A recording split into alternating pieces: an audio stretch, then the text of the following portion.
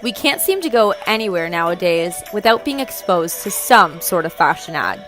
With new clothing hitting stores what seems like every 5 minutes, it has become impossible to keep up with new trends. That cute lace top you purchased last week is now suddenly an artifact from your grandma's closet. The fashion industry is home to some of the world's wealthiest people and is worth an estimated $2.4 trillion. With this information, it's not shocking that the average Canadian woman spends an estimated $2,000 on clothing annually and roughly 190 hours a year shopping for clothes. And I mean, who doesn't love to shop? But before you put on that cute, fluffy pink coat you purchased from Forever 21 for the insanely low price of $30, have you ever stopped to think to yourself, who made this? And why is it so cheap? So, who makes your clothing? Well, for starters, it's mostly women and children. An estimated 80% of the workers in the garment industry are women. It's been reported that at least 170 million children globally are forced to work in sweatshops either contractually to pay off family debt or to provide money for their family. Big box stores like Forever 21, Zara, and Joe Fresh outsource to poorer countries.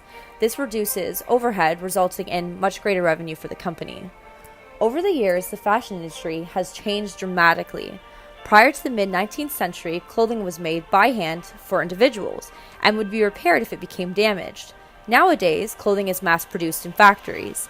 Clothing that used to take months to design and manufacture can now be in consumers' hands in less than 2 weeks. This allows clothing to be sold for extremely low prices, leaving room for quick turnarounds of trends and much greater revenue for the companies designing them. Okay, so you may be asking yourself, why outsource? Well, the easy answer? Money. 97% of the fashion industry is outsourced to poorer countries. This is done to avoid labor laws that would grant their employees even basic worker rights. Manufacturers like Zara can get away with subjecting workers to long hours and unsafe working conditions due to no regulation or less strict labor laws. Hazards in the workplace could be avoided, but employers often overcapacitate buildings, ignore proper safety protocols, and value production more than the safety of their own employees.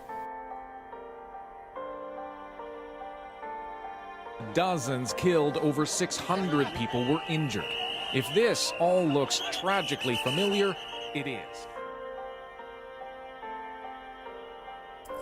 In May of 2013 occurred one of the deadliest garment factory accidents in history, with a death toll of 1,100 and approximately 2,500 people injured. The building containing multiple clothing factories was structurally beginning to fail weeks before its collapse. Many of the factory workers brought this concern up to the building owner, but were ordered to return to work the very next day. During the morning rush hour, it collapsed, trapping those workers beneath the rubble. Rescue teams worked for weeks searching for those workers still missing. To this day, many families are still left without any closure as their family members' bodies were never recovered. Massive corporations are making major profit off of exploiting human life. Garment workers make as little as $30 a month, while the CEOs of these clothing brands are some of the wealthiest people to walk this planet. So how can we help? The biggest thing we as consumers can do is vote with our dollar. We have all the control in who we choose to support and the standards we set for these corporations. Of course, it isn't reasonable for most people to buy only clothing produced in-house, but we can put the pressure on CEOs to provide a fair living wage and choose to support ethical, fair trade businesses. Being a conscious consumer is the first step. So next time you walk into a Forever 21 to check out the latest deals, think to yourself, what is the true cost of this?